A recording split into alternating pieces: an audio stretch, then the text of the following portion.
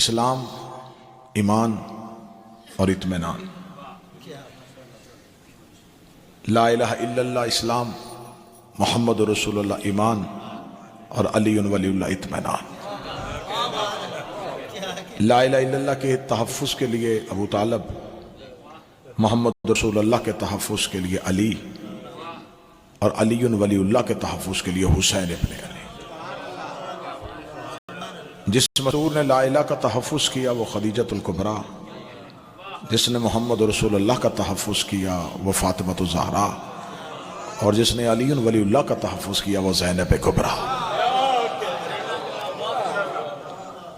یزید یہ چاہتا تھا، وہ صرف امام حسین علیہ السلام سے دشمنی نہیں لے رہا تھا، اس نے حسین ابن علی سے ذاتی انتقام نہیں، اس نے کہا تھا کہ نہ کوئی وحی نہ کوئی کتاب، یہ بنی ہاشم کا ایک ڈھونگ تھا، وہ دین الہی کو بدلنا چاہتا تھا۔ حسین دین کے محافظ بن کے کربلا گئے۔ پوری دنیا میں ایک بہت بہترین نعرہ بلند کیا جاتا ہے کہ حسین دین بچانے کے لیے کربلا گئے، حسین دین بچانے کے لیے کربلا گئے، حسین دین بچانے کے لیے کربلا گئے، لیکن یہ کوئی نہیں بتا رہا کن سے بچانے کے لیے گئے تھے۔ متوجہ میرے صاحب، حسین دین بچانے کے لیے گئے، یہ جملہ تو بڑا اچھا ہے، کن سے بچانے کے لیے گئے؟ کربلا یہودیوں سے نہیں ہے، کربلا عیسائیوں سے نہیں ہے، جو سامنے ہیں وہ بھی دیندار بنے پھرتے ہیں۔ اگر حسین نمازیوں سے دین بچانے کے لیے گئے تو پھر سمجھ لو ہر نماز دین والی نہیں ہوتی۔ مولا حسین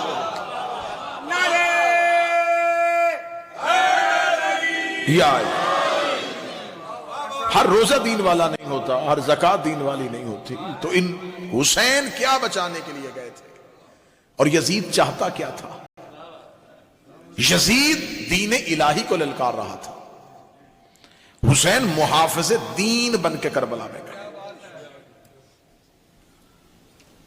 یزید یہ چاہتا تھا کہ دین الہی ختم ہو جائے اور میں اپنی ذاتی سوچ کو دین بنا کے دنیا کے سامنے رکھ دوں۔ ہزاروں نہیں لاکھوں لوگوں نے یزید کی بیعت کر لی تھی، اور جس کے لاکھوں لوگوں نے جس کی بیعت کر لی ہو، اس کے گورنرز قائم ہو چکے ہوں، اسے اس سے بیعت کی کیا ضرورت ہے جس کے بارے میں اسے یقین ہے کہ اس نے بیعت کرنی بھی نہیں؟ کروڑوں لوگوں نے اس دور میں یزید کی بیعت کر لی تھی، اور وہ حاکم بن چکا تھا، خلیفۃ المسلمین بن چکا تھا۔ تو جب اس کی خلافت سٹیبلش ہو گئی تھی، حکومت قائم ہو چکی تھی، اور اسے یہ بھی پتا تھا کہ حسین ابن علی کبھی بیعت نہیں کریں گے، تو حسین سے مانگ کیوں رہا ہے؟ تو ماننا پڑے گا، مورخ کو، تاریخ کو لکھنا پڑے گا کہ کروڑوں نے بھی اگر اس کی بیعت کر لی تھی، وہ جانتا تھا ان کروڑوں کی بیعت بھی اگر ہو گئی، میں حاکم تو بن سکتا ہوں، دین کا خلیفہ نہیں بن سکتا جب تک حسین بیعت نہ کر لے۔ کروڑوں ہاتھ اس کی بیعت کر چکے تھے، لیکن یزید کو بھی پتا تھا یہ ہاتھ حسین جیسے نہیں۔ اس دور کے کروڑوں مسلمانوں کی بیعت کے باوجود وہ حسین سے بیعت کا مطالبہ کر کیوں رہا تھا؟ میرا سوال ہے امت مسلمان سے، جب سوال کیا جاتا ہے کہ جب اس دور کے صحابیوں نے، تابعین نے یزید کی بیعت کر لی تھی تو حسین نے کیوں کی؟ حسین نے کیوں نہیں کی جب لاکھوں نے بیعت کر لی تھی؟ سوال یہ نہیں ہے لاکھوں نے کر لی تھی تو حسین نے کیوں نہیں کی، سوال یہ ہے جب حسین نے نہیں کی تھی تو لاکھوں نے کیوں کی؟ جب رسول کا بیٹا بیعت نہیں کر رہا تو کیوں کی گئی؟ ہمیں دیکھنا پڑے گا کہ قتل حسین صرف رونے کے لیے نہیں ہے، شہادت حسین کا مقصد صرف سیاہ لباس اور ماتم نہیں ہے، ہمیں مقصد کربلا میں پہنچنا ہے۔ ہمیں دیکھنا ہے یہ کربلا میں قتل حسین ابن علی کیوں ہوا؟ تو جس جگہ پہ بھی کوئی قتل ہو تو سب سے پہلا سوال یہ ہوتا ہے کہ یہ دو افراد جن کے درمیان یہ لڑائی ہوئی ہے، یہ ان کی ذاتی لڑائی تھی یا خاندانی؟ آئے واقعہ کربلا کو اسی تناظر میں دیکھ لیں کہ حسین اور یزید کی لڑائی حسین اور یزید کی تھی، کیا دونوں کے باپ ایک دوسرے کے ساتھ اچھے تعلقات رکھتے تھے اور بیٹوں میں لڑائی ہو گئی؟ نہیں، مور رکھنے کا نہیں۔ یزید کے باپ نے بھی حسین کے باپ سے جنگ کی تھی۔ اس کا مطلب ہے کہ لڑائی پرانی ہے، یہ دشمنی کوئی پرانی ہے۔ میں دو غلط اور تاریخ میں پیچھے گیا، میں نے کہا اگر یزید کا باپ اور حسین کا باپ آپس میں جنگ کر رہے تھے تو کیا دونوں کے دادا ایک ہی شہر سے تعلق رکھتے تھے؟ حسین کا دادا بھی مکہ سے تھا، یزید کا دادا بھی مکہ سے تھا، تو کیا مکہ میں جا کے پوچھیں کہ ان کی آپس میں تعلق داری اچھی تھی؟ تو تاریخ کے ماتھے پہ خوف کا پسینہ آ گیا، محرک گھبرایا، اس نے کہا یزید کے دادا کے حسین کے دادا کے ساتھ تعلقات اچھے نہیں تھے، ابو سفیان اور ابو طالب کے ساتھ درمیان میں تعلقات اچھے نہیں تھے۔ ہم نے کہا پھر ہمیں بتایا جائے کہ وہ جو دادا کی دشمنی تھی، وہ کوئی دشمنی جو تھی وہ کوئی زمین کی تھی، وہ کوئی جگیر کی لڑائی تھی؟ ابو سفیان بھی مکہ سے، ابو طالب بھی مکہ سے، دونوں میں دشمنی کی وجہ کیا تھی؟ محرک کا جسم تھر تھر کانپا، اسے کا اصل وجہ یہ تھی ابو سفیان محمد کو مٹانا چاہتا تھا، ابو طالب محمد کو بچانا چاہتا تھا۔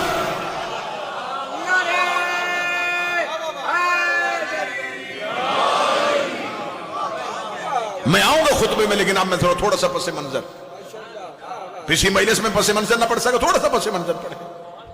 اس کا مطلب یہ ہے کہ اگر یہ لڑائی کربلا میں نہیں ہوئی، یزید کا باپ حسین کے باپ سے صفین میں لڑا ہے، اور مکہ میں حسین کا دادا یزید کے دادا سے لڑ رہا ہے، دونوں کی دشمنی کی وجہ ایک محمد کو مٹانا چاہتا ہے، ایک محمد کو بچانا چاہتا ہے۔ ہم نے کہا اچھا تو شاید ابو طالب کا بھتیجا تھا محمد، اس لیے بچا رہا تھا۔ انہوں نے کہا نہیں، ابو طالب محمد کو بھتیجا سمجھ کے نہیں بچا رہا تھا، اگر بھتیجا سمجھ کے بچاتا تو خطرے کے بستر پہ بیٹے نہ سولاتا، کیونکہ کوئی چچا اپنا بھتیجا بیٹے پہ قربان کر سکتا ہے، بیٹا بھتیجے پہ قربان نہیں کرتا۔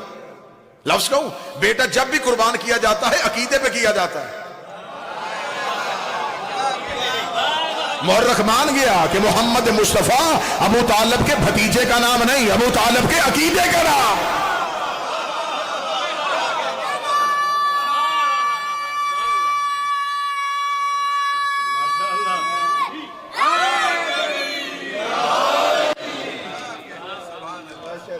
پھر شجرہ یہ کرنے کی کوشش کی جاتی ہے کہ نہیں یہ ایک ہی خاندان تھا، قطعاً نہیں یہ خاندان تھا۔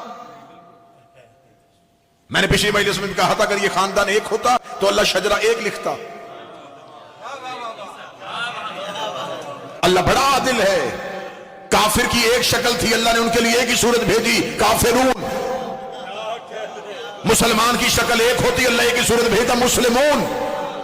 اللہ نے مسلمانوں کے لیے دو بھیجی، ایک مومنون، ایک منافقون۔ کافر کی شکل ایک ہوتی ہے، مسلمانوں کی دو ہوتی ہے۔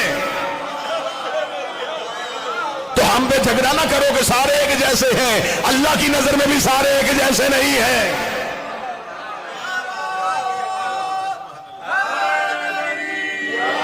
وہ مومنون کے لیے علیحدہ صورت بھیجتا ہے، وہ منافقون کے لیے علیحدہ صورت بھیجتا ہے۔ شیطان سب سے بڑا اللہ کا دشمن تھا، کافر تھا، منافق نہیں تھا۔ خدا نے اعلان کیا ہے وَكَانَ مِنَ الْكَافِرِينَ، یہ تھا ہی کافر، کافر تھا، منافق نہیں تھا۔ نہیں سجدہ کرنا تھا، صاف کہہ دیا نہیں کرنا۔ اب میں دیکھوں گا مجمع کتنا جاگ رہا ہے۔ یہ نہیں ہوا کہ آدم کی خلافت کا اعلان ہو گیا ہو اور یہ مبارک بھی دیتا رہا ہو۔ مولا حسین نے ہاتھوں کو سلامت رکھے، سیدہ آپ کے ذوق کو سلامت رکھے۔ اس نے منہ پہ انکار کر دیا، سجدہ نہیں کرنا۔ منافق کافر سے زیادہ خطرناک ہوتا ہے۔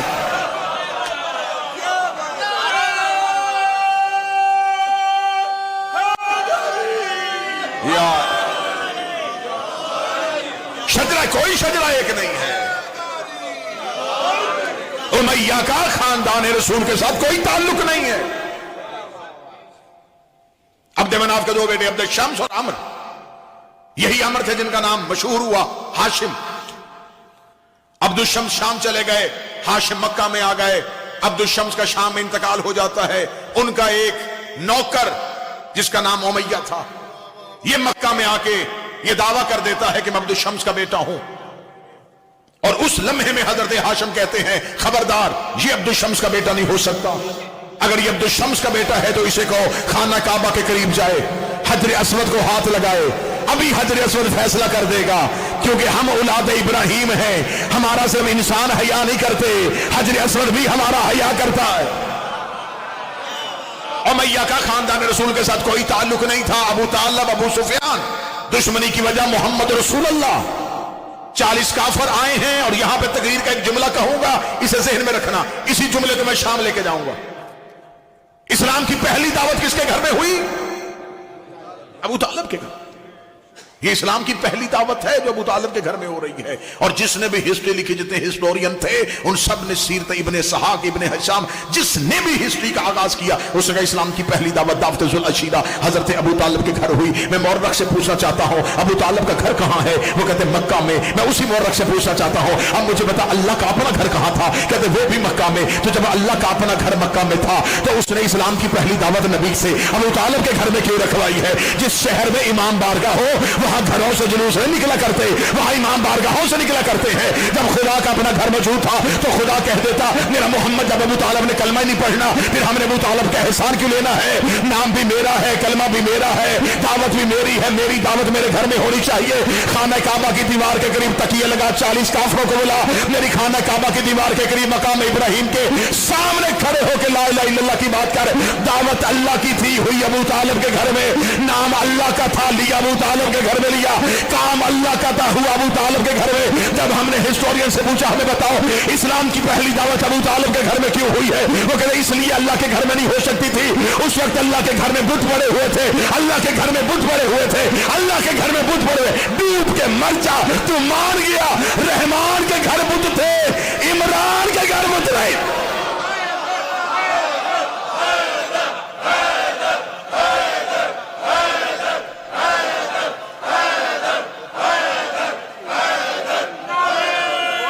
بسم اللہ سے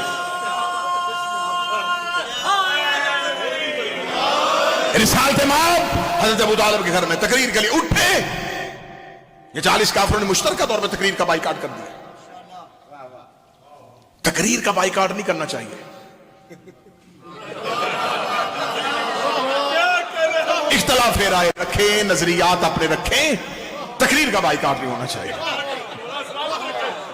یہ سب سے پہلے کافروں کی ریت ہے، کافروں کی ریت ہے، میں اہل اسلام بتا رہا ہوں، کافروں کی ریت ہے۔ اللہ کا دستور یہ ہے کہ اللہ شیطان کو بھی اختلاف کا موقع بھی دیتا ہے، اظہار کا موقع بھی دیتا ہے۔ خدا شیطان سے یہ نہیں کہتا کہ تو نے سجدہ نہیں کیا نکل جا، خدا کہتا بتا تو صحیح، کیوں نہیں کیا؟ خدا نے سوال کا گلا نہیں دبایا۔ خدا نے کہا اگر میں سوال کا گلا دباؤں گا تو میرے نمائندے ہوں گے، ان کے سامنے کھڑا ہو کے کوئی کیسے کہے گا کہ میں آپ کو نہیں مانتا؟ فرمایا تو بے شک سجدہ نہ کر، لیکن بتا تو صحیح کیوں نہیں کر رہا، دلیل دے، میں اس دلیل کا جواب دیتا ہوں۔ اسلام کی پہلی دعوت ہر 40 کافروں نے بائیکاٹ کر دیا، تقریر نہیں کرنی دی اور نہیں سنی۔ دوسرے دن پھر آئے، تیسرے دن پھر آئے، تیسرے دن رسالت مآب نے کہا حضرت عمران سے چاچا اتنی محنت کا فائدہ کوئی نہیں، اس تقریر سن کوئی نہیں رہا۔ حضرت ابو طالب نے کہا آپ مجھے بتائیں آپ نے کرنی کب ہے تقریر؟ پھر میں چاہتا ہوں کہ آج تقریر ہو، پھر پھر آج کوئی نہیں جائے گا۔ اور یہ ہسٹری ہے، کوئی خطابت نہیں ہے، ہسٹری ہے۔ جیسے ہی رسالت مآب تشریف فرما ہے، 40 کافروں نے ایک دوسرے کو آنکھ کا اشارہ کیا، انہیں پتا چل گیا کہ اب نبی تقریر کرنے والے ہیں۔ اچھا یہ کافروں کا مزاج تھا، انہیں پتا چل جاتا تھا کہ مصطفیٰ کیا کہنے والے ہیں اور کیا لکھنے والے ہیں۔ چاہتے ہو تو ساتھ ساتھ جملے لیتے جاؤ۔ یہ عرب کے کافروں کی پرانی عادت تھی، یہ مزاج مصطفیٰ سے واقف تھے، یہ نبی کے مزاج سے واقف تھے، کیا کہنے والا ہے کیا لکھنے والا ہے۔ یہ فوراً تقریر سے پہلے اٹھنے لگے، جیسے یہ اٹھنے لگے رسالت مآب کی نگاہیں حضرت عمران پہ پڑی۔ ہسٹری ہے، تاریخ تبری یہ لکھتی ہے، ابن اسحاق یہ لکھتا ہے، ابن ہشام یہ لکھتا ہے، سیوطی یہ لکھتا ہے، جیسے ہی حضرت رسالت مآب نے حضرت عمران کو دیکھا उठते हुए काफिरों को अबू तालिब ने पूरी ताकत से उसका खामोश। ये देखने के बाद अबू तालिब ने हजरत रिसालत मां को कुम या सैयदी व या मौलाया फतकल्लम मिम्मा तुहिब्बून, उठ मेरा सैयद। अरब के उस बदतरीन मुआशरे में कोई चचा भतीजे को सरदार नहीं कहता था। अबू तालिब कह रहे कुम या सैयदी व या मौलाया, उठ मेरा सरदार मेरा मौला। फतकल्लम मिम्मा तुहिब्बून, और कह वो जो तू चाहता है। ये जुमले थे हजरत अबू तालिब के। ये है मक्का में वो किरदार जो कर रहा था इस्लाम की हिफाजत। ये है मक्का में वो किरदार जो करवा रहा था इस्लाम की हिफाजत। कुम या सैयदी व मौला, उठो मेरा सैयद मेरा मौला। फतकल्लम मिम्मा तुहिब्बून, और कह वो जो तू चाहता है। 40 काफिरों ने बड़ी कोशिश की, अल्लाह ने रसूल से मक्का छुड़वाया। तब तक रसूल मक्का में महफूज रहे जब तक अबू तालिब मौजूद रहे, क्योंकि दीवार गिर गई। फरमाया ऐ मेरा नबी अब मक्का छोड़ दे, क्योंकि जो सबसे बड़ा मसीहा था वो चला गया। तकरीर का मौजू ज़हन में रहे इस्लाम की हिफाजत, ईमान की हिफाजत, इत्मीनान की हिफाजत। अबू तालिब, अली, हुसैन, खदीजा, ज़हरा, ज़ैनब, किरदार कैसे है? इनके चेहरे बदले हैं, किरदार नहीं बदले। इनके चेहरे बदलते हैं, किरदार वही रहते हैं। एक के बाद दूसरा आ जाता, दूसरे के बाद तीसरा आ जाता है, कोई फर्क नहीं पड़ता। जैसे ये चले गए, रिसालत माब ने जब दोबारा मक्का फतह किया, तो जिस मक्का से रसूल को रात की तारीकी में, अंधेरे में, तन्हाई के आलम में निकलना पड़ा था कि इस मक्का में मेरा कोई साथ नहीं दे रहा, जब रसूल फतह मक्का पे पहुंचे, आज वही मक्का रसूल के सामने घुटने टेक रहा है। आज रिसालत माब मक्का में एक फातिह की हैसियत से दाखिल हो रहे हैं, लेकिन यह है इस्लाम की थीम। मक्का में दाखिल हुए, सामने उनका घर है जिन्होंने कांटे फेंके, वो गली में उसका मकान है जिसने गंदगी फेंकी थी, सामने वो शख्स गुजर रहा है जिसने नाजेबा अशार कहे थे, लेकिन वो मुस्तफा तलवार निकाल के नहीं, सफेद परचम हाथ में लिए हुए अमन की अलामत बन के मक्का शहर में दाखिल हो रहा है। और जो आगे आगे मुनादी है वो रसूल के हुक्म पे ऐलान कर रहा है, कोई अपने घरों के दरवाजे बंद ना करना, कोई दुकान बंद करके ना भागना, आज सबको अमान है, आज किसी को कुछ नहीं कहा जाएगा। हम तो माफी देने के लिए आए हैं, हम तो माफ करने के लिए आए हैं। दरबार लगता है या उसी रसूल को बिठाया जाता है। उस रसूल के सामने वो पूरे का पूरा बचपन गुजर गया, उसकी आंखों के सामने वो मंजर आया। यही तो शहर था, इन्हीं बाजारों में तो मुझे बच्चे पत्थर मारते थे, इन्हीं बाजारों में तो मुझ पे गंदगियां फेंकी जाती थी, मुझे शायर कहा जाता था, मुझे मजनून कहा जाता था, मुझे दीवाना कहा जाता था, मुझे जादूगर कहा जाता था। आज उसी शहर में दाखिल हुआ। आज अबू तालिब की याद भी आ रही है, आज खदीजा की याद भी आ रही है।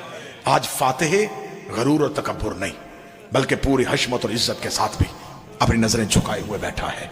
सुबह से लेकर शाम तक उसके दरबार में उसके पुराने दरीना दुश्मनों को पेश किया जाता रहा। जब भी कोई दुश्मन सामने आता उसकी मिसल पड़ी जाती। ये वो है जिसके घर में आपके खिलाफ खुफिया मीटिंग हुई थी और बच्चों ने आपको पत्थर मारे थे, फरमाया जाओ हमने तुम्हें माफ किया। दूसरे शख्स को लिया जाता है, ये वो है जिसने आपके खिलाफ अशआर लिखे थे, जाओ हमने तुम्हें माफ किया। या रसूलल्लाह इसको लिया जा रहा है जिसने आपके ऊपर गंदगी फेंकी थी, जाओ हमने तुम्हें माफ किया। नजर रहमत हर एक पे पड़ रही थी, हर एक मुरझाए हुए को ताजगी मिल रही थी, इस्लाम को समझा जा रहा था। अरब के वो दरीना दुश्मनी रखने वाले, वो कीना और बोझ रखने वाले लोग कह रहे थे ऐसे भी इंसान दुनिया में होते हैं, ऐसी भी हस्तियां दुनिया में होती हैं जो इख्तियार मिलने के बाद, गलबा पाने के बाद, काबू रखने के बाद भी किसी को माफ कर दें। ये कैसा हौसला है, ये कैसी बर्दाश्त है। इसकी मिसाल हमारे अरब में तो कोई नहीं है, हमें तो कभी कोई ऐसा नहीं देखा जो पूरी कुव्वत रखने के बावजूद किसी को माफ कर दे। ये इस्लाम की तालीम थी, ये इस्लाम का पैगाम था, ये अमन नहीं था, ये इस्लाम था। ये इंसानों को एक मिसाल कायम की जा रही थी, ये एक मुनज़्ज़म माशरे की तहजीब की बुनियाद रखी जा रही थी। जैसे रसूल सबको माफ करते जा रहे थे, खबर पहुंच गई अबू सुफियान तक, उसको जाके बताया गया वो तो माफिया दे रहा है, वो तो सबसे बड़ी दरीना दुश्मन को माफ कर रहा है। उसका मैं नहीं मानूंगा, मैंने बड़ी दुश्मनियां ली हैं, मेरे घर में तो ऐसे ऐसे लोग मौजूद हैं जिन्होंने रसूल को बड़ी तकलीफ दी है, मेरे लिए तो وہ بہت ناراض ہوگا, وہ مجھے کبھی بھی معاف نہیں کرے گا. لوگوں نے کہا اگر یہ موقع ضائع چلا گیا پھر تجھے کبھی معافی نہیں ملنی. یہ بہت اچھی بات ہے, پورا مکہ امڑ آیا ہے, وہ ہر کسی کو معاف کر رہا ہے. آخر ابو سفیان کو, وہ جس کے سر پہ مکہ کی سرداری تھی, اسے لے جایا گیا. تم بھی آؤ, تم بھی آ کے اس کے دربار میں پیش ہو جاؤ, وہ تمہیں بھی معاف کر دے گا. تم بھی بھائی بھائی بن جانا, پھر تم بھی کہہ دینا کہ میں بھی محمد کا بھائی ہوں, مجھے بھی نبی نے معاف کر دیا تھا. جیسے ابو سفیان کو کھینچتے ہوئے مصطفیٰ کے دربار میں لائے گئے. اب پورے مکہ کی نظر رسول پر ہے. اب دیکھیں رحمت اللہ عالمین کیا کرتا ہے, کیا اسے بھی معاف کر دے گا؟ کیونکہ اس کو تو چچا حمزہ کا قتل بھی یاد ہے, اس کو تو حمزہ کا جگر بھی یاد ہے, اس کو تو اسلام کے پورے وہ دل یاد ہے,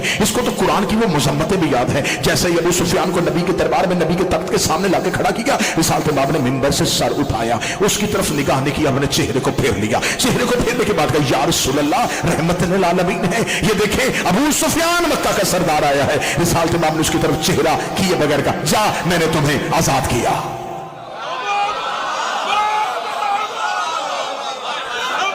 کیا کہنے, کیا فصاحت و بلاغت تھی میرے نبی کی زبان پہ. وہ جس کی زبان سے پہلے لفظ نکلا تھا معاف کیا, اب وہ کہہ رہا ہے آزاد کیا. معافی اور ہوتی ہے, آزادی اور ہوتی ہے. آزاد غلام کیے جاتے ہیں, آزاد غلام کیے جاتے ہیں. جیسے وہ کھڑا ہوا اس نے کہا آزاد, میں تو پہلے ہی آزاد ہوں, میرے سینکڑوں غلام ہیں, مجھے کہہ رہا ہے کہ میں نے تمہیں آزاد کیا. یہ معافی نہیں تھی, مورخ کو لکھنے میں غلطی ہو گئی. یہ معافی نہیں تھی, یہ بہت بڑا انتقام تھا. یہ نفسیاتی موت تھی جو رسالت باب نے اپنے لہجے سے دے دی. تلوار نہیں نکلی, بظاہر ابو سفیان کا گلا نہیں کٹا, حقیقت میں وہ پورے کا پورا شجرے سمیت کٹ گیا. جتنی دیر وہ زندہ رہا, جب وہ مکے کی گلیوں میں جاتا تو چھوٹے چھوٹے بچے بھی کہتے ہوئے, ہنستے ہوئے, کہہ کے لگاتے ہوئے اس کے سامنے سے بھاگتے ہوئے گزر جاتے. یہ ہے وہ جسے محمد عربی نے آزاد کیا تھا. اس نے کہا وہ میرے باپ دادا کی محنت, اب تو یہ مکہ رہنے کے قابل نہیں رہا, مجھے مکہ سے نکلنا پڑے گا. اسے کہہ تو دیا, اور آج تک اسے تاریخ نے صحابی کا لفظ نہیں دیا, تلقا کا لفظ دیا. تلقا لفظ نکلا ہے طلاق سے. طلاق ہوتا ہے عورت کو آزاد کر دینا. تلقا ہے, اس کے لیے لفظ تلقا کا استعمال ہوا. تلقا تھے, انہیں آزاد کیا گیا تھا. اس نے کہا اب میں مکہ میں نہیں رہوں گا. تو پھر یہ قریب آبادی مدینہ ہے, وہاں چلے جاؤ. اس کا نہیں, مدینہ جائیں گے تو زیادہ ذلت ہوگی, وہاں تو وہ خود رہ رہا ہے. پھر کہاں چلے جائیں, یمن. فرمایا نہیں, وہاں تک تو اس کا اسلام پہنچ گیا ہے. دنیا کو ایسا خطہ ڈھونڈو جہاں تک ابھی محمد نہیں گیا, جہاں تک ابھی کوئی رسول کی خاندان سے کوئی فرد پہنچا نہیں ہے. ہمیں وہاں جانا چاہیے. ہمیں وہاں جا کے بطور مسلمان لوگوں کا اپنا تعارف کروانا ہوگا. ہم بنیں گے خاندان رسول والے. پھر ان لوگوں کو ہم جو بھی اسلام سکھائیں گے رسول والا نہیں, ہمارے والا ہوگا. اس نے اپنی اولاد سے کہا کہ اب تم مکہ نہ رہنا. جب اولاد کو وہاں سے نکالا تو ساتھ ہی نصیحتاً و وصیتاً کہہ دیا, دیکھو ہمارے عربوں کے ہاں ایک عادت ہے, ہم کینہ نہیں بھولتے, ہم دشمنیاں نہیں بھولتے. اور یہ تھا کیونکہ میرے مولا کا طب امام رضا علیہ السلام فرمانے, میرے مولا کہتے کسی بھی جانور کا گوشت کثرت سے نہ کھاؤ تاکہ اس کے خصائل تمہارے اندر نہ آ جائے. کیونکہ آپ یو کے میں رہنے والے لوگ ہیں, مولا کا فرمان ہے امام رضا علیہ السلام کا کہ زیادہ کثرت کے ساتھ بھیڑ کا گوشت کھانے سے بھی امام نے منع کیا ہے. کثرت کے ساتھ نہ کھائیں, ہاں کھائیں, حرام نہیں ہے, کھائیں, تواتر کے ساتھ نہ کھائیں, تاکہ آپ کے خون کے اندر اس خوراک کا اثر آنے کے ساتھ اس جانور کے خصائل بھی آپ کے اندر نہ آ جائے. مولا فرماتے بھیڑ کا زیادہ گوشت کثرت سے کھانے والا بزدل ہو جاتا ہے. اونٹ کا گوشت زیادہ کھانے والے کینہ پرور تھے, کیونکہ اونٹ کینہ پرور ہوتا ہے. صحرا میں اس کا مالک اس کو چھڑی سے مار دے تو یہ انتظار کرے گا جب میرا غلبہ پورا ہو. یہ انتقام لے گا چاہے اپنے زندگی کے آخری حصے میں جا کے کیوں نہ لے. عربوں میں کینہ پرورش ایسا معمول تھی. یہ دادا کی دشمنی پوتا لے لیا کرتا تھا.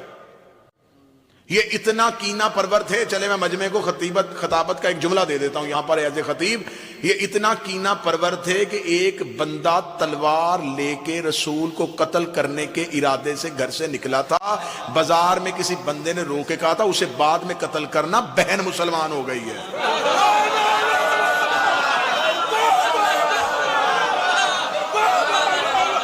اب یہ تانا نہیں تو اور کیا تھا؟ یہ تانا ہی تھا نا، یہ تانا ہی تھا اور کیا تھا؟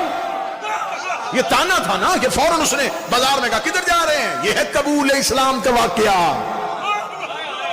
میرے اوپر کوئی الزام نہیں ہے، دین یاد میں پاکستان میں پڑھایا جاتا ہے۔ قبول اسلام کا واقعہ لکھے تو نیچے لکھا جاتا ہے کہ نبی کے قتل کے ارادے سے نکلے تھے، بازار میں کسی بندے نے کہا تھا کیوں قتل کرنے کے لیے جا رہا ہے؟ بہن کلمہ پڑھ گئی ہے، بہن کے دروازے میں بہن کو قتل کرنے کے لیے، بہن اندر قرآن پڑھ رہی تھی، دروازے پہ کھڑے ہو کے بہن سے قرآن سنتے رہے سنتے رہے سنتے رہے، دل اتنا موم ہو گیا کہ نبی کے بارگاہ میں جا کے کلمہ پڑھ لیا۔ ساری زندگی نبی قرآن سناتے رہے، اس بندے کا دل موم نہیں ہوا، بہن سے چند آیتیں سنی، دل موم ہو گیا۔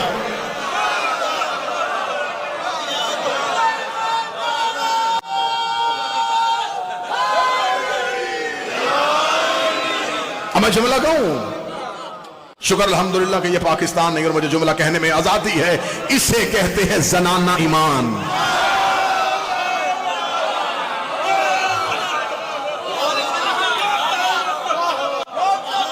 ہمارے ہاں کوئی بھی ایسا نہیں، بسم اللہ، ہمارے ہاں کوئی بھی ایسا امام نہیں ہے کہ بیٹی مسئلے کا جواب دے تو باپ بیٹی کے نام سے مشہور ہو جائے۔ ہاں یہ اہل سنت بھائیوں نے اپنی کتابوں میں لکھا ہے، لٹیری مورخین تاریخ دان چہرے بیٹھے ہیں، ابو حنیفہ ان کا اصل نام نہیں تھا، حنیفہ ان کی بیٹی کا نام تھا۔ لوگ مسئلہ پوچھنے کے لیے انہوں نے کہا مجھے تو اس کا نہیں پتا، پیچھے سے بیٹی نے آواز دے کے کہا بابا اس مسئلے کا جواب یہ ہے، تو نے کہا آپ کے گھر میں ایسی بیٹی بھی ہے جو اتنے اچھے ثواب دے دیتی ہے؟ تو بیٹی کے نام سے مشہور ہو گئے۔ تو اب عرب کینہ بڑا رکھتے تھے، اسے اپنی اولاد سے کہا نکل جاؤ، یہ تو 2-4 منٹ بعد میں ایسے 2-3 جملے دوں گا تاکہ آپ ذہنی طور پہ جھانکتے رہیں۔ تو جب وہ پہنچ گئے شام، اب شام جا کر انہوں نے آباد کر لیا، شام میں جا کے آباد ہونے کا اس کا ایک کام یہ کرنا ہے، خاندان رسول کا کوئی ایک فرد یہاں ضرور آنا چاہیے۔ میں نے بہت پہلے اس منظر کو پیش کیا تھا، لیکن آج مجھے اس کے تناظر میں 2 منظر اور پیش کرنے ہیں۔ اگر میں اس کو چھوڑ دے دیتا تو وہ باقی 2 منظر آپ کی آنکھوں سے غائب ہو جاتے، انہیں زندہ رکھنے کے لیے مجھے اس کو پس منظر کو دوبارہ پڑھنا تھا۔ اس کے خاندان رسول میں سے کسی ایک فرد کو شام ضرور لانا، جیسے رسول نے فتح مکہ میں کہا تھا نا مجھے کہ جا میں نے تمہیں آزاد کیا، نسل رسول کا کوئی ایک فرد شام میں لا کے سامنے کھڑا کر کے کہنا جاؤ ہم نے تمہیں آزاد کیا۔ جس دن تم یہ جملہ کہہ دو گے سمجھ لینا ہم نے بنی ہاشم سے انتقام لے لیا، ہم نے بنی ہاشم سے بدلہ لے لیا، ہمیں ستایا گیا ہے ہمارے باپ دادا کے شہر میں، ہمیں آزاد کیا گیا ہے، ہمیں آزاد لفظ کہا گیا ہے، اس کا انتقام ضرور لینا ہے۔ یہ لفظ آزاد بنی امیہ کے سر پہ بوجھ تھا، انہوں نے شام میں جا کے اپنی حکومت کو قائم کیا، شام میں جا کے ان کی حکومت قائم ہو گئی۔ حکومت قائم ہونے کے بعد انہوں نے ممبروں پہ علی پر تبرہ، انہوں نے علی کی دشمنی پہ نسل کو پروان چڑھانا شروع کر دیا، لوگوں کو حقیقی اسلام سمجھنے نہیں دیا، شام والوں کو اصل اسلام کا پتہ ہی نہیں تھا۔ یہ جب جی چاہتا تھا، جس دن چاہتا تھا اس دن نماز ادا کروا دیتے تھے، جتنی رکعتیں چاہتے تھے اتنی رکعتیں عطا کروا دیتے تھے، قرآن کی آیتوں کی تفسیر بدل دیتے تھے۔ یہ انہوں نے قرآن کی تشریحات کو بدلنا شروع کر دیا۔ جیسے یہ اسلام وہاں پر پہنچ رہا تھا انہوں نے کہا اب ہم نے اسلام وہ اپنی مرضی کا پھیلا دیا ہے، لیکن ابھی وہ انتقام باقی ہے کہ جا میں نے تمہیں آزاد کیا۔ انہوں نے مولا علی کو شام لانا چاہا لیکن علی نے صفین کے ان کے دانت کھٹے کر دیے۔ انہوں نے حسن کو شام لے کے آنا چاہا، مولا حسن نے معاہدہ لکھ کے ان کے منہ پہ مار دیا۔ انہوں نے حسین سے بیعت مانگی، حسین مدینہ سے نکلے، حسین کربلا میں آئے، حسین اپنے صاحب کے ساتھ جاب شہادت نوش کر کے کربلا میں سو گئے۔ یزید نے لکھ کے بھیجا حسین کے خاندان میں ایک فرد بچا ہے، اس کا بچا ہے، نام اس کا کیا ہے؟ علی بن الحسین۔ اس کا بس اس علی کو لے آؤ، اس کو شام تک لے کے آنا ہے، میں نے وہ انتقام واپس لینا ہے۔ جا ہم نے تمہیں آزاد کیا۔ سجاد کے گلے میں توق ڈالا گیا، ہاتھوں میں زنجیریں ڈالی گئیں، پاؤں میں بیڑیاں ڈالی گئیں۔ سید الساجدین کو کربلا سے کوفہ اور کوفہ سے شام تک لے جایا گیا۔ ذہن میں یہ منظر تھا، وہی مکہ میں ہمارے دادا سے کہا گیا تھا جاؤ میں نے تمہیں آزاد کیا۔ آج اتنی صدیوں کے بعد، آج اتنے سالوں کے بعد ہم وہ انتقام واپس لیں گے۔ گے آج وہ 50 سال کے اندر اندر ہم نے وہ منظر دیکھ لیا ہے کہ ہم بھی کہیں گے جاؤ ہم نے تمہیں آزاد کیا. جیسے جیسے سجاد کے قدم شام کے قریب آ رہے تھے, یزید اپنے فتح کے نشے میں مخبور ہو رہا تھا کہ اب میں وہ انتقام لوں گا, اب میں اپنے دادا ابو سفیان والا انتقام لوں گا, اب میں کہوں گا کہ آج کاش میرے وہ بدر والے مقتولین زندہ ہوتے تو آج مجھے کہتے تو کتنا فرحت خوش مغموم ہوتے, کتنے شادمان ہوتے کہ میں نے ان کی روحوں کو کتنا زندہ کر دیا ہے. یزید اپنی فتح شادیاں میں بجاتا ہوا شام میں یہ اعلان کروانا چاہتا تھا کہ میں نے وہی فتح مکہ والا بدلہ واپس لے لیا ہے. سید الساجدین بازار شام کے اندر داخل ہو چکے تھے. یزید نے اپنے دربار کو سجانا شروع کر دیا. ادھر سجاد کے قدم دربار کی جانب آ رہے تھے, ادھر یزید کا دربار سج رہا تھا. کرسیوں پہ سفرا بیٹھ رہے تھے, وزراء بیٹھ رہے تھے, حاکمین بیٹھ رہے تھے, گورنر بیٹھ رہے تھے.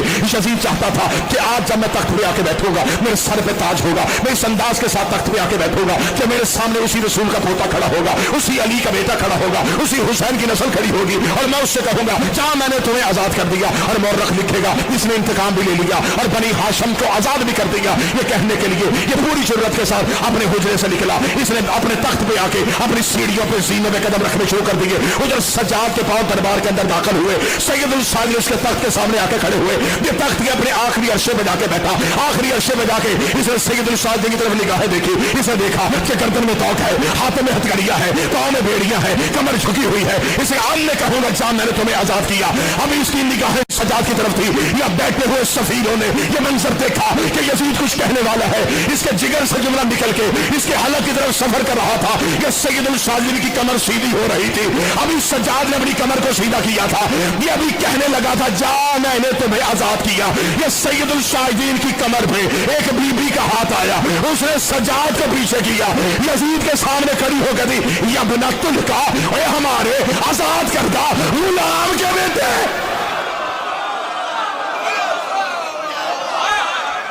شبنت القا اے ہمارے آزاد کردہ غلام کے بیٹے. وقت قیدم وجوہدہ سابق, تو نے جو تدبیریں کرنی تھی کر لی, تو نے جو ظلم کرنا تھا کر لیا. بی بی کے جملے پڑھنا سید زینب کا خطبہ شروع ہو گیا ہے. فواللہ نفخ شکرنا, خدا کی قسم تو ہمارے ذکر کو ختم نہیں کر سکتا. یہ سیدہ زینب نے دربار میں قسم کھائی, واللہ اللہ کی قسم تو ہمارے ذکر کو ختم نہیں کر سکتا. وہ جو وحی اللہ نے ہمارے گھر میں بھیجی تھی اس وحی کا رابطہ تو منقطع نہیں کر سکتا. وہ جو اللہ نے ہمیں عزت و شرف دیے تھے اسے تو پامال نہیں کر سکتا. یزید اپنا پورا تخت لے کے آ, اپنی پوری حکومت لے کے آ, تو میرے بھائی کی سلطنت کا کچھ بھی بگاڑ نہیں سکتا. یہ جملہ کہنے کے بعد جسے تقریر کا پہلا حصہ یاد ہے, سیدہ زینب نے مڑ کے سجاد کی طرف دیکھا, فرمایا یا سیدی و یا مولایا, تم یا سیدی و یا مولایا, اٹھ میرا سید, اٹھ میرا مولا. جو جملہ دعوت ذوالشیرہ میں ابو طالب نے کہا تھا وہی دربار میں زینب نے کیا. وہ کر رہا تھا اسلام کی حفاظت, یہ کر رہی ہے اطمینان کی.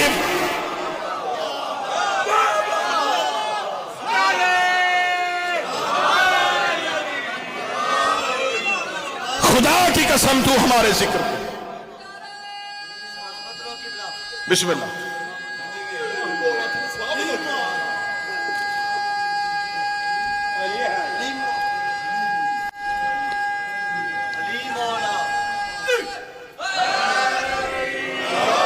یہ تقریر شروع ہو گیا. اب دربار میں ایک ہی وقت میں 2 خطبے شروع ہوئے.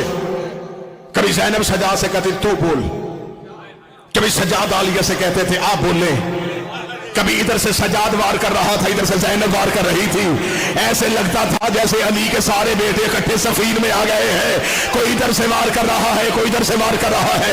دربار کے اس کونے سے زینب عالیہ بولتی تھی, اس کونے سے سید الساجدین بولتے تھے. ابھی لے آؤ منبر پہ تاریخ کی کتابیں, زینب عالیہ کا خطبہ سننا اور پھر سید الساجدین کا خطبہ سننا. میں 2 جملوں میں دونوں کے خطبے بند کرنے لگا ہوں. سجاد دربار یزید میں بتاتے رہے ہم کون ہے, زینب بتاتی رہی تم کون. اگر ہاتھ یہیں پہ رہے تو اگلا جملہ کہو, سجاد تولا سناتے رہے, زینب تولا سناتے.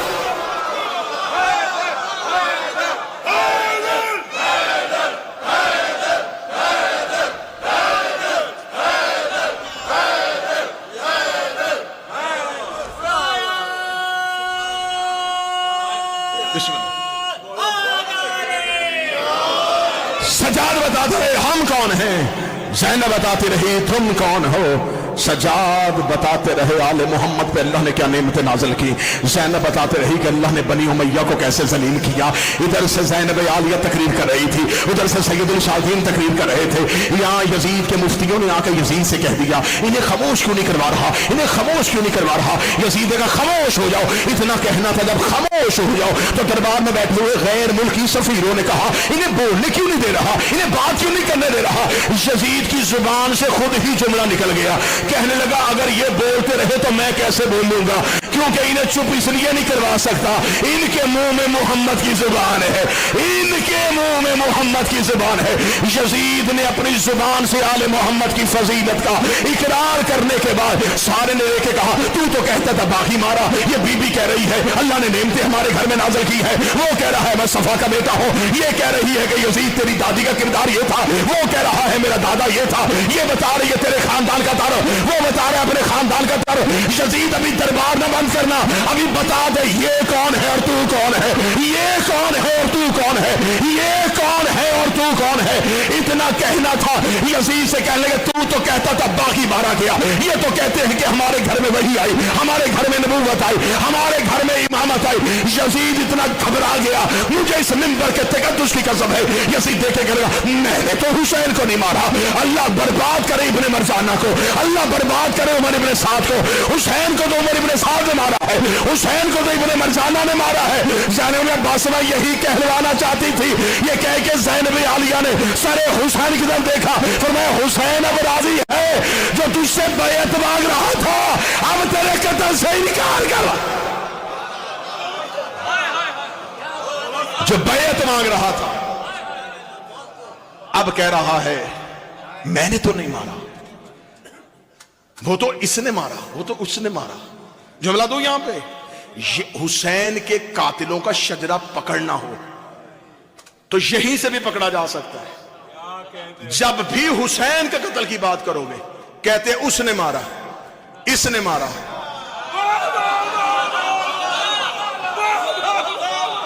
और यहां पर जुमला कहने के बाद मैं शाम के दरबार में आलिया खुतबा पढ़ने लगा हूं। यजीद ने कहा मैंने तो नहीं मारा, इतना कहना था। बीबी ने उसका ये जुमला भी कार करना जाने दिया, इस वार को भी कार करना जाने दिया। अली की बेटी कहती अच्छा तूने नहीं मारा तो फिर कह खुदा लानत करे उस पे जिसने हुसैन को मारा। ज़ैनब ने कहा बोल और कह खुदा लानत करे उस पे जिसने हुसैन को मारा।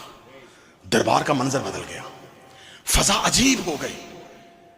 ज़हन में रखना चाहिए ये थे वो दो किरदार, मैं फजाइल अभी हूं जो शाम में पहुंचे।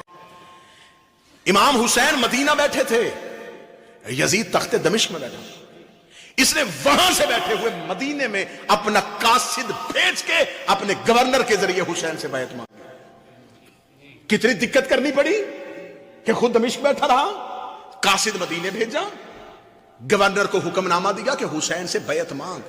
इतना जरूरी था ये हुक्म कि गवर्नर मदीना ने रात के पहरे में इमाम हुसैन को बुलाया कि अभी आए, बहुत इमरजेंसी काम है। उसने कहा है कि अभी बुलाओ हुसैन को। यह था यजीद के सवाल की शिद्दत। अब अगर मजमा ज़हनी तौर पर बैठा हुआ है तो वो यकीनन जुमले को समझेगा। यह था यजीद पे अपने ताकत, गरूर और तकब्बुर का ये आलम। उसे पता दुनिया ने मेरी बैत कर ली है, मुफ्तियों ने फतवे दे दिए, मस्जिदों में खामोशी, कारियाने कुरान मेरे हाथ में। अब हुसैन क्या करेगा? जैसे अभी अभी अभी बुलाओ हुसैन से बैत मांग। उसे दमिश्क में बैठे हुए हुसैन से मदीने में बैत मांगी। लेकिन करबला से शाम तक ज़ैनब और सजाद ने ऐसा काम किया, मौला सजाद 1 साल उसके जिंदान में बैठे रहे, उसे सजाद से बैत नहीं मांगी।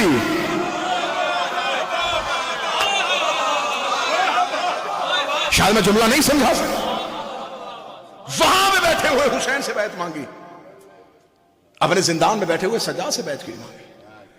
सवाले बैत को सजाद ने इतना छोटा कर दिया, यजीदियत का कद इतना छोटा कर दिया, वो सजाद से बैत नहीं मांग रहा। अब यहां पर एक तीसरा किरदार है जिसके हवाले से मेरा वादा था कि एक मासूमा भी गई है करबला में। मैं फजाइल पढ़ रहा हूं, उससे आजादी के दिन आने वाले। اس کا کردار بھی کربلا میں ضروری تھا. میں ایک بہترین لفظ دینے لگا نذیر شاہ صاحب. سیدہ سکینہ بنت الحسین کربلا میں اتنی ضروری تھی جتنی قرآن میں سورہ کوثر ضروری ہے.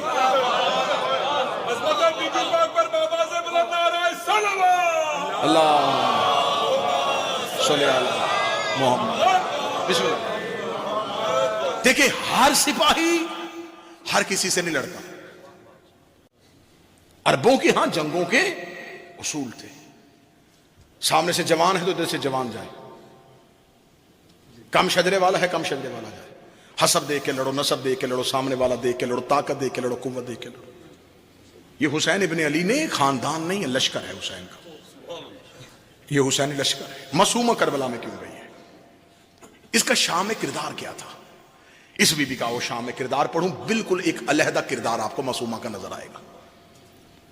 آپ کو مجالس میں جناب معصومہ کے فضائل سننے کو نہیں ملیں گے, کیونکہ شہزادی کی زندگی جب مدینہ سے چلی تو 3 سال, کربلا میں پہنچی 4 سال, شام میں 4 سال کی شہزادی کیا شہادت ہو گئی, حیات طیبہ 4 سال. 4 سال کی زندگی میں مورخین نے صرف مصائب دیکھے تو بی بی کے صرف مصائب لکھے. میں برمنگھم حسینیہ میں شہزادی کے فضائل کا جملہ پڑھنا چاہوں گا اور اہمیت معصومہ پڑھنا چاہوں گا کہ حسین کے گھر میں اصغر بھی ضرورت دین کا نام.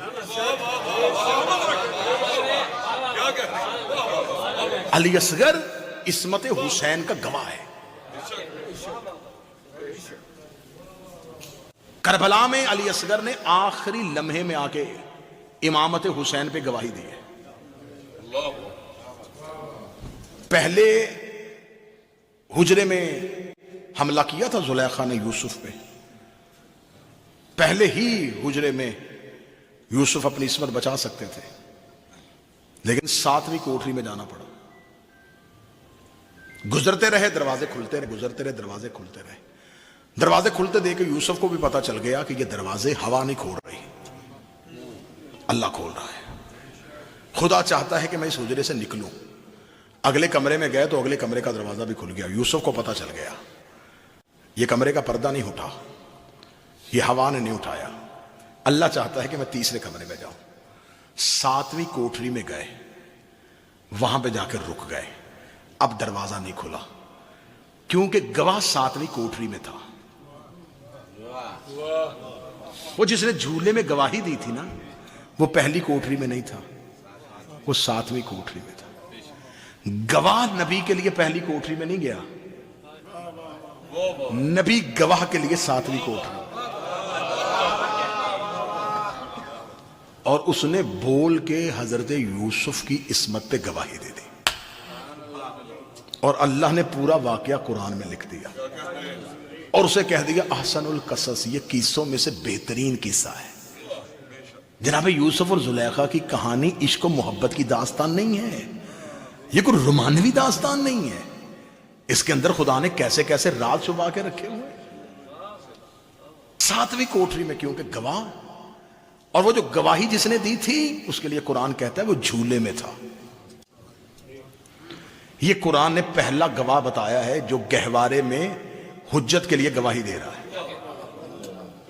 پھر دوسرا گواہ قرآن نے بتایا کہ مریم کا بیٹا عیسیٰ, اس نے بھی اس دور کی بطول کی گواہی دی تھی اور وہ بھی جھولے میں تھا. پھر تیسری گواہی ہمیں تاریخ نے بتائی کہ علی ابن ابی طالب نے جھولے میں اجدر کو 2 حصوں میں چیر کے نبی کی نبوت پہ اور اپنی امامت پہ گواہی دی تھی. پہلا گواہ بھی جھولے میں, عیسیٰ کی گواہی بھی جھولے میں, علی کی گواہی بھی جھولے میں. لیکن جس نے عزیز مصر کے محل میں گواہی دی تھی اس نے صرف یوسف کی عصمت بچائی تھی. جس نے مریم پہ گواہی دی اس نے صرف مریم کی عصمت بچائی تھی. رسول نے نبی کی نبوت پہ گواہی دی. عاشورہ کو حسین بھی گہوارے سے گواہ لے کے آیا. آج کہیں سے بھی گہوارہ نکلے تو یاد عزیز مصر کی نہیں آئے گی, عیسیٰ کی نہیں آئے گی, حیدر کی نہیں آئے گی. یہ عدالت منسوب ہو گئی ہے اصغر کے ساتھ. کیونکہ علی اصغر نے صرف ایک چیز پہ گواہی نہیں، پورے دین پہ گواہی دی ہے. تو اصغر و سکینہ کربلا کے نمایاں کرداروں میں سے کردار ہے. 3 دن کی پیاس تھی اور علی اصغر میں پیاس کی برداشت 72 سے زیادہ ہے، کیونکہ سب سے دیر میں آیا ہے. برداشت پیاس تشنگی علی اصغر کی کیا کمال ہے کہ سب سے آخر میں آیا. کربلا میں علی اصغر کی گواہی، شام میں معصومہ کی گواہی. اب معصومہ نے گواہی کہاں پہ دی، اس جملے کے لیے میں نے روکا ہے. ایک ہے جامع مسجد اموی کا خطبہ، ایک ہے دربار یزید کا خطبہ. ایک کیونکہ اس میں لفظ تھوڑے سے مصاحب کے آئیں گے، آپ نے جذبات کو قابو رکھنا ہے. ایک ہوا تھا یزید کے گھر کے اندر خطبہ، قصر یزید کے اندر، کیونکہ یزید نے یہ پیغام بھجوایا کہ جو میرے گھر کی خواتین ہیں نہ وہ مسجد اموی میں آئی تھیں نہ وہ میرے دربار میں آئی تھیں، لیکن وہ بھی چاہتی ہیں کہ وہ قیدیوں سے ملے. تو کیونکہ ان کو پردے کی وجہ سے میں نے دربار میں نہیں بلایا، وہ گھر کے اندر رہیں، تو میں چاہتا ہوں کہ زندان سے 3 قیدیوں کو میرے گھر کے اندر لایا جائے تاکہ وہ میرے گھر میں آ کے میری خواتین کے ساتھ ان کی ملاقات ہو. اب یزید نے اپنے گھر کے اندر کس کو بٹھایا ہوا تھا؟ ایک یزید کی بیوی جس کا نام ہند، یزید کی بہن جس کا نام، اس کا نام بھی ہند لکھا ہے، ایک یزید کی بیٹی عاتکہ. یہ صرف یزید کی ملعون کی بیٹی نہیں ہے، اسی بچی نے بڑی ہو کے ایک ملعون کی زوجہ بننا ہے اور 9 ملعونوں کی ماں بننا ہے. یہی بچی عبد الملک بن مروان کے نکاح میں جائے گی جو قاتل امام ہے، پھر اس کی نسل سے 9 آئیں گے جو آئمہ کے قاتل ہیں. یعنی کہ یہ قاتل کی بیٹی ہے، قاتل کی بیوی ہے اور قاتلوں کی ماں بننے والی ہے. اتنے ملعون شجرے سے ساتھ اس کا تعلق ہے، اور یہ بھی گھر کے اندر بیٹھی ہے. کس کس کو بٹھایا؟ اپنی بیوی کو، اپنی بہن کو اور اپنی بیٹی کو، اور کہا جاؤ زندان سے قیدیوں کو لے کے آؤ. سپاہی آیا، اس نے مولا سید الساجدین سے کہا 3 خواتین کو چاہیے، یزید کے گھر کے اندر جانا ہے، یزید کے گھر کی خواتین نے ان سے ملاقات کرنی ہے. اب یہ دیکھنا مولا سجاد کا حملہ. مولا سجاد جانتے تھے کہ اندر کون بیٹھا ہوا ہے. مولا سجاد نے 3 خواتین کا انتخاب کیا. ام کلثوم بنت علی، مولا علی کی بیٹی، امام حسین کی بہن کلثوم. دوسرا انتخاب کیا مولا نے جناب رباب کا. تیسرا انتخاب کیا سکینہ بنت الحسین کا. ادھر بھی 3، ادھر سے 3. یہ تینوں شہزادیاں یزید کے گھر کے اندر گئی. تخت لگا ہوا تھا بظاہر، یزید کی بیوی بیٹھی، یزید کی بہن بیٹھی ہوئی ہے اور یزید کی بیٹی بیٹھی ہوئی ہے. سامنے آ کے یہ 3 شہزادیاں، 3 عزت مآب خواتین کھڑی ہوئی. یزید کی بہن نے حسین کی بہن سے کلام کیا، یزید کی زوجہ نے حسین کی زوجہ سے کلام کیا. یہ گفتگو ہو رہی تھی. یا یزید کی بیٹی عاتکہ ملعون کی بیٹی، ملعون کی زوجہ بننے والی اور ملعون کی ماں بننے والی. اس نے معصومہ سکینہ کی طرف دیکھا. اس نے معصومہ سکینہ کی طرف دیکھ کے اس نے ایک جملہ کہا، اور یہاں پر کتابوں کے الفاظ یہ ہیں کہ جیسے ہی یہ سکینہ کی طرف متوجہ ہوئی، فقامت القیامہ، ایسے لگا جیسے اس کے سامنے قیامت کھڑی ہو گئی. اس کے سامنے سکینہ کھڑی نہیں ہوئی، قیامت اس کے سامنے کھڑی ہو گئی. بظاہر 4 سال کی شہزادی، ذرا فصاحت و بلاغت دیکھنا، بی بی اس کے سامنے کھڑی ہوئی. اس کے سامنے کھڑی ہونے کے بعد اس نے بظاہر شہزادی کی حالت دیکھی، اس نے لباس دیکھا، چہرے کی رنگت دیکھی. دیکھنے کے بعد کہا تو بتا سکتی ہے تو کس کی بیٹی ہے؟ اتنا کہنا تھا یا معصومہ سکینہ نے اب اپنا تعارف شروع کروایا. بی بی دیکھ کے کہنے لگی میں شان و شوکت والے کی بیٹی ہوں، میں 2 جہانوں کے بادشاہ کی بیٹی ہوں، میں سلطنت امامت پہ حکمرانی کرنے والے کی بیٹی ہوں، میں جن کے گھر میں قرآن اترا تھا میں اس گھر کی بیٹی ہوں، میں وحی والے گھر کی بیٹی ہوں، میں نبوت والے گھر کی بیٹی ہوں، میں نسل ابراہیم میں سے ہوں، میں نسل اسماعیل میں سے ہوں. شہزادی جملہ کہتے جا رہی، کہاں پہ؟ یزید کے گھر کے اندر کھڑی ہو کے. यजीद के घर के अंदर खड़ी होकर हुसैन की 4 साल की बेटी ने अपना पूरा तारुफ करवाया है। बीबी ने तफसीली तारुफ करवाया, मैं नबूवत वाले घर की बेटी, मैं इमामत वाले घर की बेटी, मैं ज़ुल हिश्म बेटी, मैं इज्जतों वाले की बेटी, मैं साहिब मेराज की बेटी।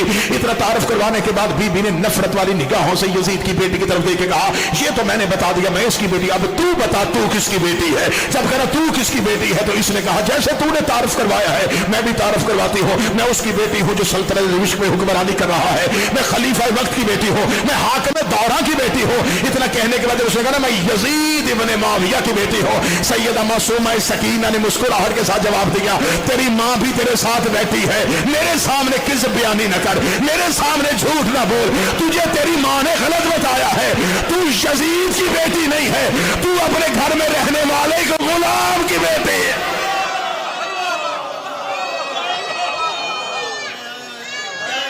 अरबों में ये फसाहत किसी बच्चे या बच्ची से लोगों के जहनों में भी नहीं था। मासूमा इस अंदाज में बोलेगी, बीबी ने कहा गलत बयानी की है। ऐसे ही कहना था या यजीद की बीवी रोती हुई कमरे के अंदर गई। यजीद की बीवी का रोते हुए कमरे के अंदर जाना था, यजीद की बेटी रोती हुई कमरे के अंदर चली गई। मासूमा सकीना इसके घर के अंदर खड़ी है, अली की बेटी खड़ी है और यजीद के घर की खवातीन अंदर चली गई। सैयदा मासूमा सकीना ने जब शजरा सुनाया, नस्ल उमैया का बताया, नस्ल बनी हाशम का बताया, जैसे ये बताया रोती हुई अपने घर के अंदर चली गई। फौरन यजीद आया, ये कौन बच्ची थी जो मेरे घर के अंदर बोली है? मेरे घर की खवातीन गिरिया कर रही हैं, रो रही हैं, क्या कहा है उस बच्ची ने? किसी कनीज ने बताया कि उस बच्ची ने तेरी बेटी के साथ इस अंदाज में बात की है, उसका तखातुब ये था, उसका लहजा ऐसा था। यजीद ने फौरन कहा सिपाहियों से इन बेबियों को दोबारा जिंदान में छोड़ो, लेके जाओ। जब हुसैन की बेटी सकीना जिंदान की तरफ जा रही थी तो जिंदान के दरवाजे पे इस्तकबाल के लिए सजाद खड़े थे। बिल्कुल सकीना वैसे जिंदान में आ रही थी जैसे खुतबा दे के फातिमा घर वापस आ रहे। इस अंदाज में मासूम सकीना को आते हुए देखा, मौला सैयदुल साजिदीन ने दोनों हाथों से सकीना को लिया, अपने सीने से लगा के कहते हैं कुर्बान हो जाए सजाद। किस फसाहत और बलागत के साथ बोल के आई है। यजीद के घर के अंदर गिरिया शुरू करवा दिया, यजीद के घर के अंदर सफे मातम बिछा दिए। तो किस अंदाज में बोली है। ये जुमला कहने के बाद सैयदुल साजिदीन ने सकीना को सीने से लगा के जुमला कहा, वो जुमला मैं तुम्हारी हाय के लिए कह रहा हूं। रो के कहने लगे, सकीना करबला से अब तक तू चुप रही है, अब तू खुतबा दे आई है, और मैं तुम्हें इतना बता दूं, ऐसे खुतबों के बाद उम्मत फातिमा को जिंदा रहने नहीं देती। अब ये उम्मत तुम्हें जिंदा रहने नहीं देगी।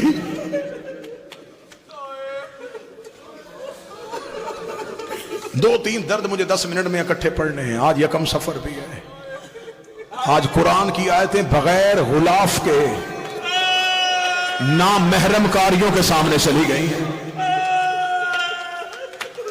आज अली की बेटियां बगैर रिदाओं के हरम इमाम हुसैन में एक जाकिर मजलिस पढ़ रहा था और एक आला और आरिफ आलिम दीन मजलिस में बैठे हुए थे। उसने जुमला पढ़ते हुए कहा, अली की बेटी शाम के दरबार में गई। उस आलिम दीन ने इशारा करके कहा, इससे को आहिस्ता पढ़े, पहले मुझे पिछले जुमले पे रोने दे। मैं इसी जुमले पे भी मातम कर रहा हूं, अली की बेटी और शाम का दरबार। बस मैं बड़ी जल्दी में पढ़ूंगा, मुझे मासूमा सकीना भी पढ़ना है, हुसैन की बेटी का दुख भी पढ़ना है। ये मलाउन तख्त पे बैठा था, या कुरान की आयतें बगैर गिलाफ के दीवार के साथ खड़ी थी। मैं अदब के साथ जितना पढ़ सकूंगा उतना पढ़ूंगा। जो रस्सी यासीन के गले में थी वही कौसर के गले में थी। यासीन अपनी कमर सीधी करती, कौसर के तले जमीन से उठ जाते। ایک رسی تھی اور مستورات ساری کی ساری ایک رسی میں قید تھی، 64 بیویاں اور ایک رسی۔ یہ ملعون اپنے تخت کی اونچائی پہ بیٹھا ہوا تھا، اس کے تخت کے قریب ایک تش تھا جس تش پہ حسین کا سر تھا۔ اس ملعون کے ہاتھ میں ایک چھڑی تھی، یہ بار بار سر حسین پہ چھڑی لگاتا تھا۔ اس ملعون کے ایک ہاتھ میں شراب کا جام تھا، اگر حسینی ہو زندگی میں کبھی شراب کے قریب نہ جانا، اس شراب نے آل محمد کا بڑا نقصان کیا ہے۔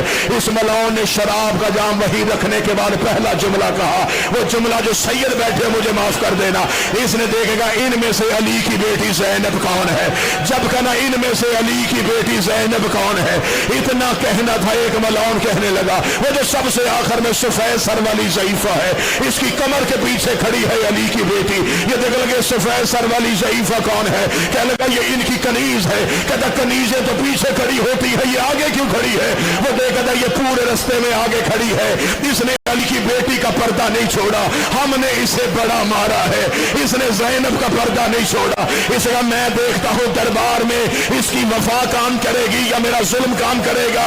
اس نے ایک سپاہی کو اشارہ کیا، وہ لوہے کی کوئی چیز لے کے فضہ کے قریب گیا، اس نے فضہ کے سر پہ اجر رسالت رکھا، فضہ کے چاندی جیسے بال یاقوت کی طرح سرخ ہوئے، فضہ کے بالوں پہ لہو کی لکیر آئی، علی کی بیٹی نے فضہ کی کمر پہ سر مارا، بی بی رو کہتی اماں پردہ چھوڑ دے، اماں پردہ چھوڑ دے، فضہ رو کے کہتی آج فاطمہ ہوتی تو کیا پردہ چھوڑ دے، یا ماں نہ کہے یا پردہ چھوڑنے کا نہ کہے، بی بی فضہ دے کے کہتی ہے بی بی میں جب تک زندہ ہوں میں آپ کا پردہ بن کے کھڑی رہوں گی، یہ کہہ کے فضہ نے پورے دربار میں دیکھا اس دربار میں کوئی حبش کا رہنے والا ہے، اتنا کہنا تھا، ایک بوڑھا حبشی کمر پہ ہاتھ رکھ کے کھڑا ہوا، اس نے کہا اے ضعیفہ قیدن، اس دربار میں ہر ملک کے لوگ بیٹھے تھے، تو نے حبش والوں کو کیوں بلایا؟ فضہ دیوی کون ہے تمہارے ملک کا بادشاہ؟ کہ لگے مر گیا، ایک اس کی بیٹی تھی، مدینے والے نوکروں کی سیدوں کی نوکری کے لیے چلی گئی، اتنا کہنا تھا فضہ دیوی اس دربار میں وہ میمون نہ آئے تو پہچان جائے گا، بوڑھا حبشی چند قدم آگے گیا، آگے جا کے قیدن نہ ہوتی میں سر تن سے جدا کر دیتا، تو نے اس نجس ماحول میں ہماری شہزادی کا نام لے لیا، تجھے نہیں پتا لوگ شراب پی رہے ہیں، جناب فضہ دے کر سر اٹھا، مجھے پہچان وہ میمون نہ میں ہو، اتنا کہنا تھا، بوڑھے حبشی نے اپنے ابروؤں کو ہٹایا، دیکھ لگا اگر تو ہی میمون نہ ہے کیوں چھوڑی آل محمد کی نوکری، کیوں آئی شرابی کے دربار میں؟ فضہ رو کبھی پردہ کر، اکیلی نہیں آئی، علی کی بیٹیاں میرے ساتھ آئی ہے، اتنا جملہ کہنا تھا، یا بوڑھے حبشی نے اشارہ کیا، 40 حبشیوں نے تلواریں نیاب سے نکالی، انہوں نے یزید کے تحت کو گھیرے میں لیا، گھیرے میں لے کر اترو ملعون تک سے نیچے، تو نے ہر کسی کی بیٹی کو علی کی بیٹیوں کی طرح لامار سمجھا ہے، اتنا جملہ کہنا تھا، زینب رسیوں میں تڑپ گئی، آواز آئی عباس، فضہ کے وارث آ گئے، زینب کا کوئی وارث،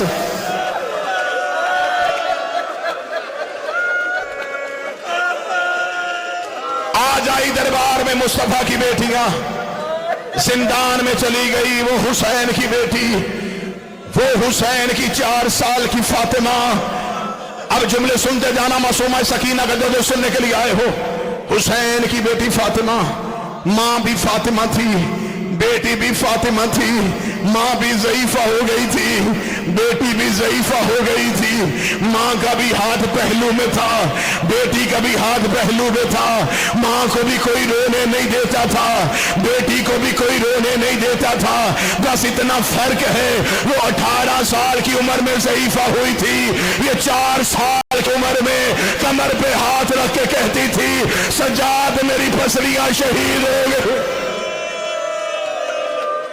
سجاد ان ملعونوں نے مجھے بڑا مارا، وہ حسین کی ماں فاطمہ، یہ حسین کی بیٹی فاطمہ، کتنا مارا گیا میں پڑھ نہیں سکتا، کتنا تڑپایا گیا میں سنا نہیں سکتا، بس صدات و غیر صدات، یہ حسین کی وہ بیٹی جسے تہجد کی نمازوں میں حسین نے رو کے مانگا تھا، میرے اللہ مجھے ایک بیٹی دینا جو میرے سینے کے بغیر سو نہ سکے، حسین کی بیٹی فاطمہ کو 4 سال کی عمر میں اللہ نہ کرے اگر خدا نہ خواستہ کوئی بھائی کسی بہن کے ساتھ کسی بازار کے رش میں ہو تو بھائی بہن کا ہاتھ پکڑ کے کہتا گھبرانا نہ، میں تیرے ساتھ ہوں، ڈرنا نہ، میرے ساتھ ہو۔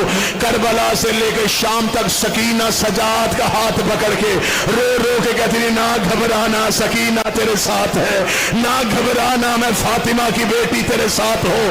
آخری جملوں کے قریب آ گیا جب سیدہ سکینہ کی آخری رات آئی ہے، شہزادی زندان میں بیٹھی تھی، زندان میں اپنے ہاتھوں سے دیواروں کا سہارا لیتی، مولا سجاد کے قریب آئی، رو کے دی سجاد آج بہن سمجھ کے نہیں، آج بیٹی سمجھ کے سوال کا جواب دے۔